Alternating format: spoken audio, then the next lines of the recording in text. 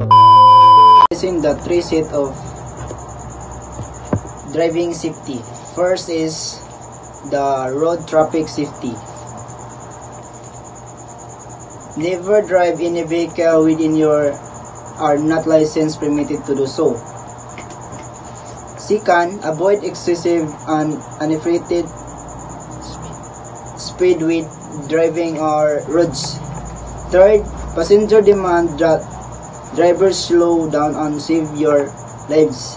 Fourth, pedestrian must always stay alert whenever crossing or walking along the road. Avoid distracted walking. Fifth, to those should not drive to flooded rivers and bridges. Sixth, those shall always wear a safety belt. 7.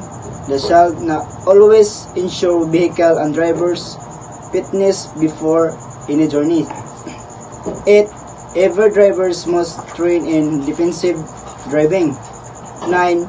Drivers shall always take rest stop after every 2 hours continue drivings.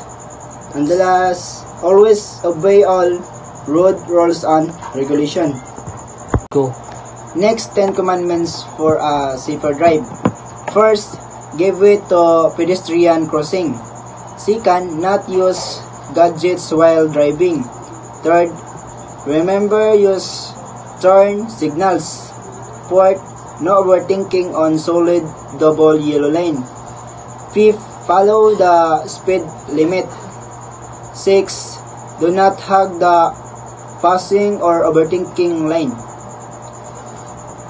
7. Stop at red lights.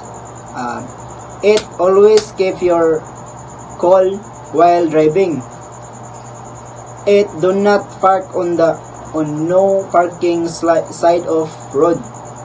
And last, do not drink and drive. The next 10 commandments of the road safety. First, thou shalt not exceed the speed limit. Second, thou shalt not drink and drive. Third, thou shalt wear your seat belt and make sure that everyone in the car is wearing theirs. Fourth, thou shalt take safety break every 2 hours or 200 km. Fifth, thou shalt not fail to signal. Sixth, thou shalt be courteous toward fellow road users. 7. Thou shalt not gaze at the phone. 8. Thou shalt favor the pedestrian and the cyclist. And 8. Thou shalt maintain a 2-second following distance. And the last, thou shalt honor the traffic laws.